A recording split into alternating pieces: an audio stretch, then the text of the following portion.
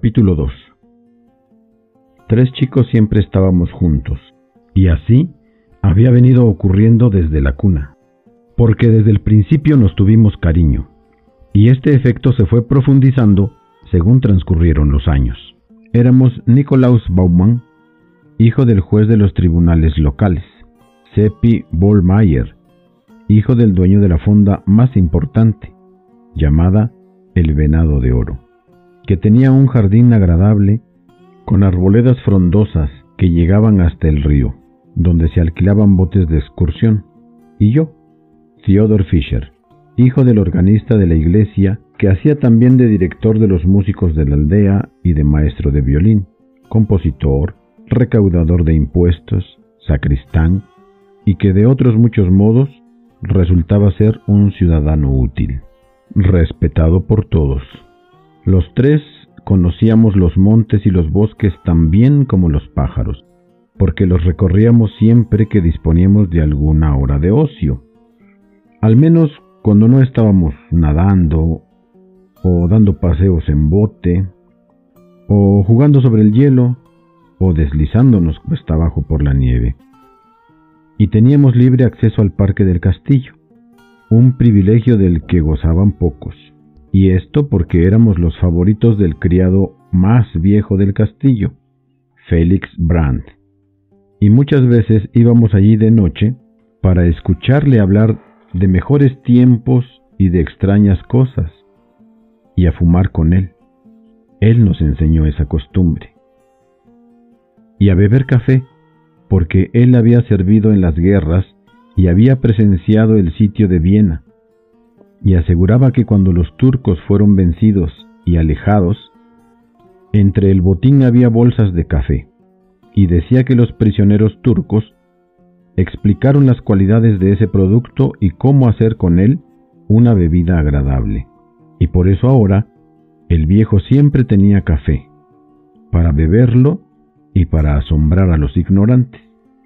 Cuando había tormenta, el viejo criado nos invitaba a pasar toda la noche allí, y mientras afuera sonaban truenos y brillaban relámpagos, él nos contaba cosas de fantasmas y de 1000 horrores de todas clases, y hablaba de batallas y asesinatos y mutilaciones y otras cosas semejantes, y sus historias hacían agradable y acogedora nuestra estancia, y además era fruto de su propia experiencia la mayor parte de lo que nos contaba.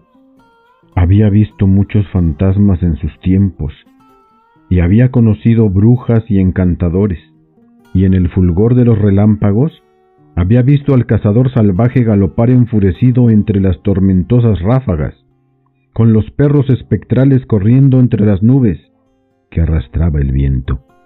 También había visto una vez un íncubo, y en varias ocasiones había visto el gran murciélago que chupa la sangre del cuello de la gente dormida, y que abanica suavemente con las alas a la víctima para mantenerla adormecida hasta que muere.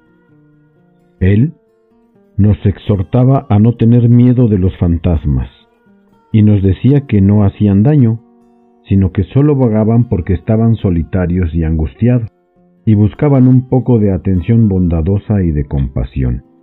Así que con el tiempo aprendimos a no sentir miedo e incluso bajamos por la noche con el criado a la cámara encantada de las mazmorras del castillo. El fantasma apareció solo una vez. Pasó en nebulosa ante nuestros ojos, flotó sin hacer ruido por el aire y finalmente desapareció. Y el viejo nos había enseñado tan bien que apenas temblamos. Dijo que en ocasiones subía el fantasma por la noche y le despertaba pasando la mano húmeda y fría por su cara, pero que nunca le hacía daño. Solo buscaba simpatía y atención. Pero lo más extraño era que el viejo criado había visto ángeles, verdaderos ángeles del cielo, y había hablado con ellos. No tenían alas, y vestían y hablaban, y se comportaban y se mostraban exactamente como personas normales, y no hubiera logrado saber que eran ángeles, a no ser por las cosas maravillosas que hacían, cosas que un mortal jamás podría hacer, y por la manera como desaparecían de repente, mientras hablabas con ellos, lo cual era también algo que ningún mortal podía conseguir, y dijo que eran agradables y alegres, y no seres desalentados y melancólicos como los fantasmas. Fue después de una charla de esa clase que sostuvimos una noche de mayo, cuando a la mañana siguiente nos levantamos y desayunamos a gusto con él, y luego bajamos la cuesta, cruzamos el puente y ascendimos hasta muy arriba, entre los montes que se hallan a la izquierda y en dirección a la ladera de un cerro boscoso. Era un sitio que nos agradaba mucho, y allí, sobre la hierba en la sombra, nos tumbamos a descansar, a fumar y hablar de estas cosas externas, pues seguíamos pensando en ellas y nos impresionaban. Pero no pudimos fumar, porque nos habíamos descuidado y olvidamos el pedernal y el eslabón. Pronto vimos venir por los árboles a un joven que caminaba hacia nosotros. Llegó y se sentó cerca y comenzó a hablarnos de un modo amistoso, exactamente igual que si nos conociera. Pero no le contestamos porque era forastero. No estábamos acostumbrados a los extraños y éramos tímidos ante ellos. Vestía ropa nueva y buena. Era guapo. Tenía un rostro atractivo y una voz agradable. Se portaba con gracia y desenvoltura, sin avergonzarse, y no era desgarbado ni torpe o tímido como otros muchachos. Queríamos mostrarnos amigos, pero no sabíamos cómo empezar. Entonces pensé en la pipa y me pregunté si entendería como gesto simpático que yo se la ofreciera, pero recordé que no teníamos fuego, así que lo lamenté y me sentí desilusionado. Pero él levantó la vista, alegre y complacido, y dijo: ¿Fuego? Oh, eso es fácil, yo lo proporcionaré. Yo estaba tan asombrado que no podía hablar, porque no había dicho nada. Él tomó la pipa, sopló sobre ella y el tabaco brilló rojo, mientras se levantaban espirales de humo azul. Nos pusimos en pie de un salto, listos para salir corriendo como era natural, e incluso corrimos unos pocos pasos, aunque él nos rogaba anhelantemente que nos quedáramos, y nos prometía que no nos haría daño, y que solo deseaba ser nuestro amigo y gozar de nuestra compañía.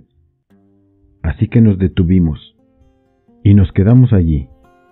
Ansiábamos regresar, llenos de curiosidad y maravillados, pero no nos atrevíamos. Él siguió persuadiéndonos con sus suaves y convincentes maneras, y cuando vimos que la pipa no estallaba y no ocurría nada, fuimos recobrando la confianza poco a poco, y al rato la curiosidad se hizo más fuerte que el miedo, y nos arriesgamos a volver, pero lentamente, y listos para volar a la primera alarma. Él estaba empeñado en tranquilizarnos y dominaba el arte adecuado para lograrlo.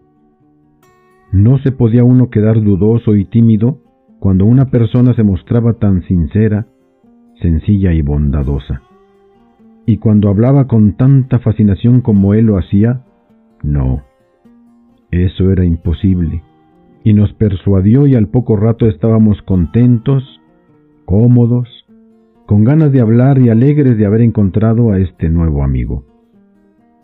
Cuando se nos hubo pasado todo sentimiento de timidez, le preguntamos cómo había aprendido a hacer esa cosa extraña, y nos dijo que no había aprendido esas cosas. Eran innatas en él, como otras cosas curiosas. ¿Cuáles? Oh, muchas, no sé cuántas. ¿Nos dejarás que te veamos hacerlas? Sí, por favor, dijeron los otros. ¿No huiréis otra vez?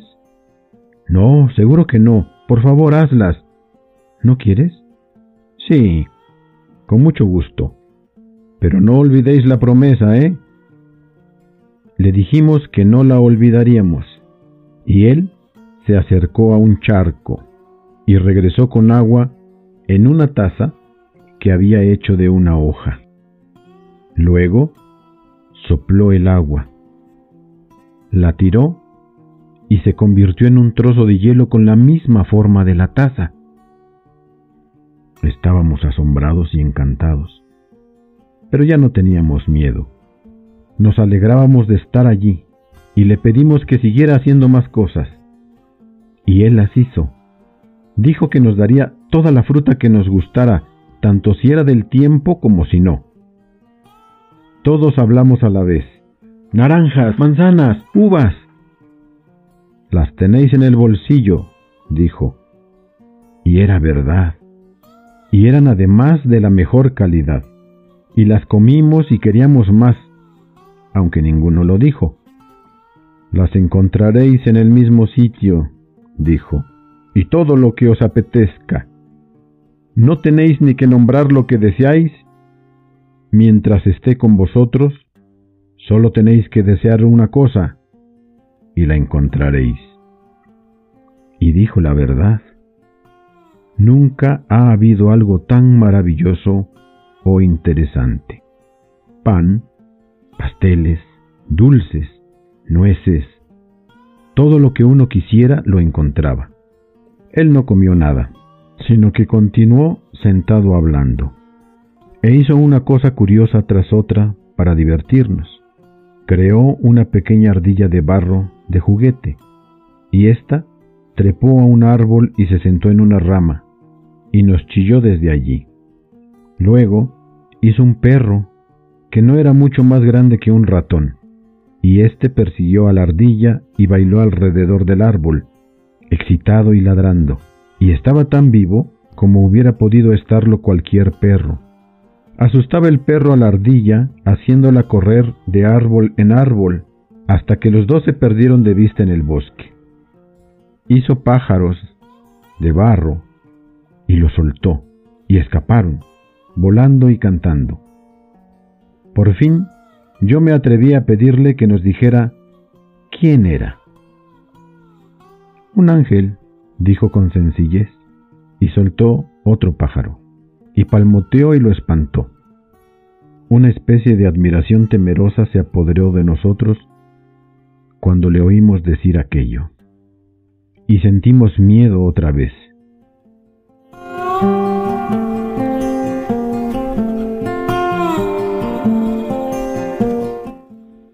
Sigue escuchando la historia en nuestro canal de YouTube, El Lobo Lector.